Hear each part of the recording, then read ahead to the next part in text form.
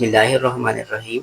अस्सलाम वालेकुम dear students. आज से हम लोग biology first year new syllabus के according chapter number 3 cell and sub cellular organelles इसे स्टार्ट करने जा रहे हैं।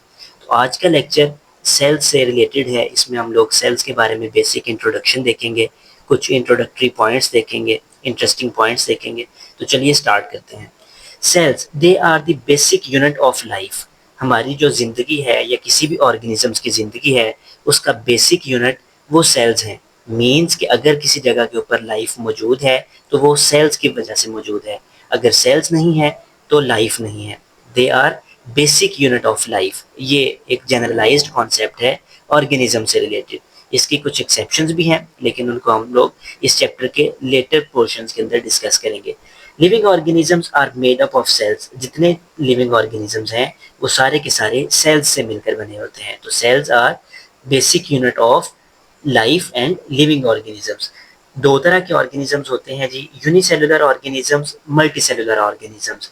यूनिसेलुलर ऑर्गेनिजम्स ऐसे ऑर्गेनिजम्स जिनके अंदर उस ऑर्गेनिज्म की पूरी बॉडी, पूरी की पूरी उसकी लाइफ एक्टिविटीज वो एक सेल के ऊपर मुश्तमिल हो, तो ऐसे ऑर्गेनिजम्स को यूनिसेलुलर ऑर्गेनिजम्स कहा जाता है।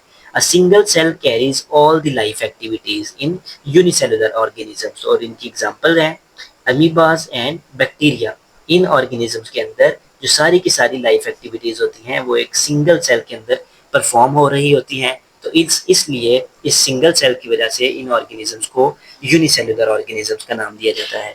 दूसरी तरफ मल्टी सेलुलर ऑर्गेनिजम्स ऐसे ऑर्गेनिजम्स जिनके अंदर लाइफ एक्टिविटीज एक से ज़्यादा सेल्स के ऊपर a large number of cells के अंदर परफॉर्म हो रही होती हैं, उन ऑर्गेनिजम्स को मल्टी सेलुलर ऑर्गेनिजम्स कहा जाता है। In multicellular organisms a large number of cells work together to carry out life activities. जो लाइफ एक्टिविटीज़ हैं उनको एक large number of cells continue करते हैं, उनको प्रोसीड करवाते हैं। तो ऐसे ऑर्गेनिज्म जिसमें ज़्यादा सेल्स हों, मल्टी सेलुलर ऑर्गेनिज्म, जिसमें सिर्फ सारी की सारी बॉडी सिंगल सेल के ऊपर कंसिस्ट करे, वो unicellular organisms. Multi cellular organisms की बात करें तो इनमें प्लांट्स और एनिमल्स मौजूद हैं, जबकि यूनिसेलुलर ऑर्गेनिजम्स में अमीबास, बैक्टीरिया और दीगर ऑर्गेनिजम्स मौजूद हैं। अब सेल्स जो होते हैं ये 7 बेसिक प्रॉपर्टीज ऑफ लाइफ को शो करते हैं। प्रॉपर्टी ऑफ लाइफ, जिंदगी की खसूसियात। तो ऐसे 7 बेसिक खसूसियात हैं जो कि सेल्स शो करते हैं। पहली करेक्टरिस्टिक, पहली लाइफ की प्रॉपर्टी, जिंदा होने की पहली अलामत की मूवमेंट। जो जो सेल्स होते हैं they can show movement. Cells can move, cells movement show कर सकते हैं। इसकी एग्जांपल क्या है जी, हमारी बॉडी के अंदर मौजूद जो स्पर्म सेल्स होते हैं दे आर मोटाइल, ये मूवमेंट शो करते हैं। दूसरी एग्जांपल है white blood cells. White blood cells blood के अंदर मूव करते चले जाते हैं और टारगेट साइट्स के ऊपर जाकर जो फॉरेन मटेरियल्स आए होते हैं हमारी बॉडी के अंदर उनके ऊपर अटैक करते हैं। तो स्पर्म सेल्स और व्हाइट ब्लड सेल्स ये 2 मेजर सेल्स हैं जो हमारी बॉडी के अंदर मूवमेंट शो करते हैं। सेल्स के अंदर फिर डिफरेंट ऑर्गेनेलीज होती हैं जो कि मूव कर रही होती हैं। फॉर एग्जांपल सेल के अंदर राइबोसोम्स मूव करते हैं, गोल्जी बॉडीज वो मूव करती होती हैं। तो इस तरह डिफरेंट ऑर्गेनेलीज हैं वो मूव कर रही होती हैं। Inside cells organelles move to carry out functions.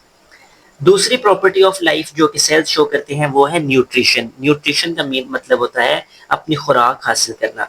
तो सेल्स क्या करते हैं कि ये फूड को अपने इर्द गिर्द वाली एनवायरनमेंट से इनटेक कर लेते हैं और जो फूड को इनटेक करते हैं उससे फिर वो एनर्जी प्रोडक्शन करवाते हैं, अपने अंदर मौजूद सेलुलर स्ट्रक्चर्स उनको बिल्ड करवाते हैं और ऐसे डिफरेंट बायोकेमिकल रिएक्शंस परफॉर्म करवाते हैं जो कि उस सेल के लिए इंपॉर्टेंट होते हैं। तो सेल्स फूड इनटेक करते हैं। Third property of life discuss करें तो वो है जी रेस्पिरेशन।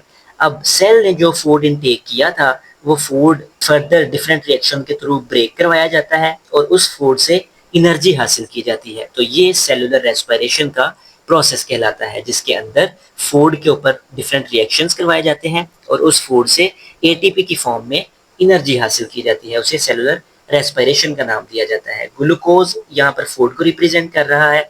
सेल के अंदर फूड एंटर होता है और देन वो ग्लूकोज एनर्जी की फॉर्म में हासिल हो जाता है, एटीपी की फॉर्म में। एटीपी आप लोग जानते हैं कि सेल की एनर्जी करेंसी है। जितनी भी सेल के अंदर एनर्जी से रिलेटेड प्रोसेसेस हैं वो एटीपी की मौजूदगी में होते हैं। Inside a cell the glucose is broken to ATP. Glucose को एटीपी में ब्रेक कर दिया जाता है और ये प्रोसेस रेस्पिरेशन कहलाता है। This is called respiration. अब सेल के अंदर हम लोगों ने फूड को इनटेक करवाया, देन उस फूड के ऊपर डिफरेंट रिएक्शंस परफॉर्म करवाए, यूजफुल प्रोडक्ट्स जो थी वो सेल के अंदर एब्जॉर्ब हो गई। अब कुछ वेस्ट प्रोडक्ट्स हैं जो कि सेल को उनकी ज़रूरत नहीं है और सेल चाहता है कि उनसे छुटकारा हासिल करे, तो सेल ऐसी वेस्ट प्रोडक्ट्स को डिफरेंट मेम्ब्रेन के अंदर पैक करके सेल से रिलीज कर देता है और वो जो प्रोडक्ट्स हैं उनको वेस्ट प्रोडक्ट्स का नाम दिया जाता है। अब ये वेस्ट प्रोडक्ट्स एक सेल से किस किस तरह से मूव कर सकती हैं, तो आपकी बुक में दो इसके तरीकाकार मेंशन है। First of all bye diffusion, simply ये जो वेस्ट मटेरियल्स हैं ये सेल की मेम्ब्रेन से डिफ्यूज कर जाते हैं, मूव कर जाते हैं। दूसरा by active transport, cell in waste products के ऊपर एनर्जी स्पेंड करता है, एटीपी लगाता है, खुद से एनर्जी प्रोवाइड करता है इनको कि इसको सेल की मेम्ब्रेन से बाहर फेंका जाए। तो दो प्रोसेसेस हैं जी, by diffusion and by active transport. एक में ऑटोमेटिकली वेस्ट प्रोडक्ट्स बाहर आ जाती हैं, दूसरे में सेल को एनर्जी प्रोवाइड करनी पड़ती है। फिफ्थ प्रॉपर्टी ऑफ लाइफ को डिस्कस करें तो ये है होम्योस्टेसिस। होम्योस्टेसिस का मतलब है कि सेल अपने अंदर जो कंडीशंस हैं उनको एक खास लिमिट में रखता है। सेल्स के अंदर मौजूद जो कंडीशंस होती हैं वो वेरी नहीं होने देती। फॉर एग्जांपल, सेल के अंदर कोई चीज़ एंटर हो रही है और सेल उसको मुसलसल अलाउ करता रहे कि वो एंटर होती रहे, तो एक टाइम आएगा कि सेल का साइज इंक्रीज कर जाएगा और सेल रप्चर कर जाएगा। तो सेल अपने अंदर की इन्वायरमेंट को स्टेबल रखते हैं, उनको ख़राब नहीं होने देते। तो वो वाला प्रोसेस जिसमें सेल अपने अंदर कंडीशंस को स्टेबल रखते हैं, बैलेंस्ड रखते हैं, उस प्रोसेस को होम्योस्टेसिस का नाम कर देते हैं। सेल्स कंटिन्यूसली अपनी ज़रूरत की चीज़ें इनटेक करवाते रहते हैं और जो एक्सेस चीज़ें होती हैं, जो उसकी वेस्ट प्रोडक्ट्स होती हैं, उनको एक्सक्रीट करवाते रहते हैं। तो इस तरह से सेल के अंदर जो कंडीशंस होती हैं वो स्टेबल रहती हैं। सिक्स्थ प्रोसेस ऑफ लाइफ है, प्रॉपर्टी ऑफ लाइफ है ग्रोथ। जो सेल्स होते हैं ये ग्रो करते हैं। किस तरह से ग्रो करते हैं? हम लोगों ने देखा कि सेल अपने इर्द गिर्द से न्यूट्रिशन लेते हैं और उस न्यूट्रिशन को, उस फूड को यूज़ करते हैं एनर्जी प्रोडक्शन में और अपने सेलुलर कंपार्टमेंट्स को जनरेट करने में। तो इस तरह सेल का साइज इंक्रीज करता है। Cells grow by taking in materials and making cellular compartments, तो सेल की ग्रोथ होती है। Seventh point, reproduction.